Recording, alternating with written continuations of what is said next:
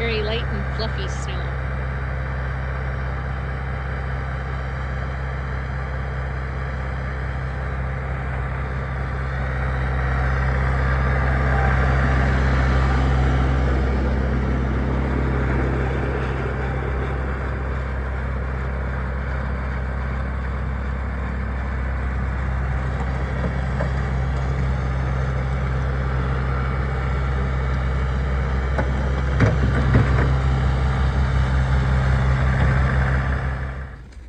So we got this new snowblower, and I got a 3.1 because it's the cheapest there is. A front mounted snowblower for this tractor is like over 10 grand, which is stupid expensive.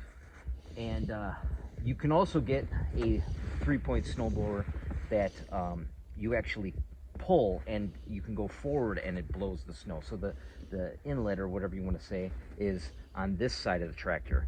But the problem with that is around $6,000 or more, depending on which one you get.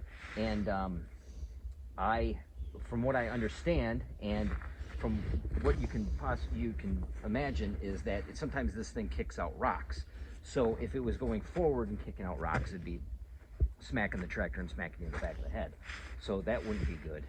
And even if you are going straight, you're still going to be looking behind you, once in a while to see how it's going. So getting a 3-point back one obviously saved us a bunch of money. This is around $3,000, but I needed something really reliable. We had an old one from like 1970 that I've been using for the last 3 years, and with our stimulus check or whatever, we bought this just because we have such a long driveway and we need something that's a reliable way to clear it in the winter. And a back blade, because of the driveway so narrow, after a while you're going to run into a problem of where you put the snow. This year's not so bad, you can see, because we don't have a ton of snow. This is an MK snowblower, a Meteor, and it's a 72-inch, so it fits the size of the tractor, 6 feet wide. It's got 5 blades on this chute, so it shoots it pretty far, a lot farther than that 1970 snowblower that we were working with,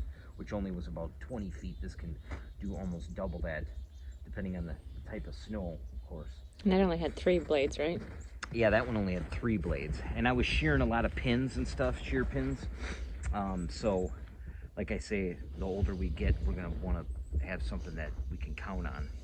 And this one also has adjustable shoes on it. The other one didn't. It rode on like little metal skis, kind of like this is all it had. But this one you can actually adjust it, so the first few snowfalls you don't have to be kicking up rocks, because obviously our driveway's gravel because it's so long. So we can adjust that. But even still, I usually take the back blade and hit the first few snowfalls to get a nice pack before I use our 3-point snowblower here. But And then I don't even know, why does this one have like a chain? The other one didn't.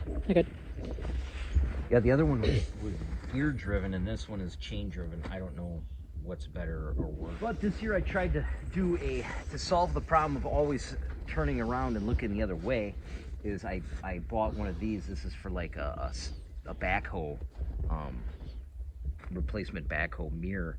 And then I just rigged this thing up, which is what we had laying around here. I had a couple long bolts, and this is just an old broom handle. And then I attached the mirror to that, and then I had some old metal from a stove that we had bought, that this attached it to the actual crate. So I just took a Sawzall to that and made some cuts and attached it to 2 bolts that were on the loader, just to stiffen it up a bit. So it still wobbles and stuff, but I'll have to practice and see how well it's going to work. But already I'm turning around about a quarter, so the more used to it I get on the driveway, I might not have to look back the entire time, which does suck. You get a kink in your neck, and you're usually looking back the right side because all your controls are on the right side. It's hard to turn left and work the controls with your right hand. It takes a lot of practice, but yeah, so far so good.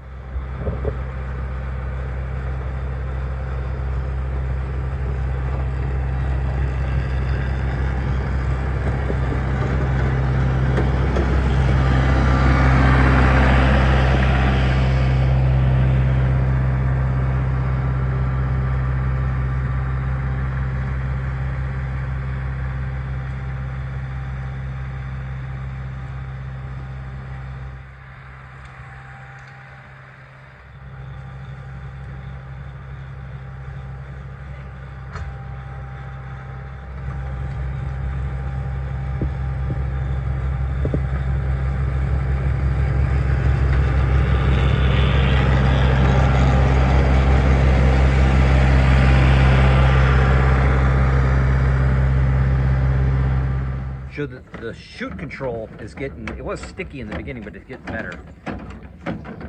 But I can reach it from the seat. It's a little short, you gotta stick your hand out. I'm gonna take this thing off so I can get at it better. And usually I have the ROPS up, so those won't be in the way. But it's nice that you don't have to turn around and go the other way. You can actually turn, nope, yeah you do, it does lock. So you have to go all the way back the other way. Do those bolts come out and make it telescope? What do those bolts do? You know what, they might. I didn't even try that. That's probably what they're there for. I'll have to look into that. Might have to loosen these and this could actually slide out. That makes sense. Good job, honey. And then obviously this can adjust the chute or whatever.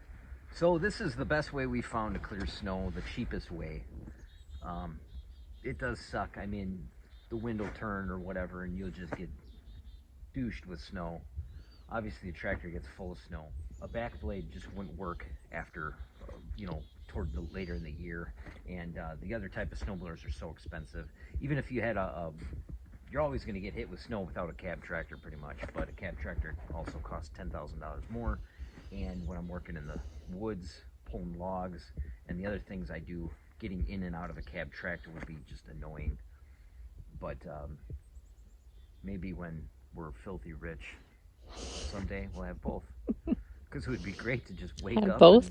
and start up the cab tractor, warm it up, and grab my coffee and turn on the radio and have a front-mounted snowblower. But that would cost $40,000 to enjoy that experience. All right. It's better than snow blowing it. We very first year, all we had was a snowblower.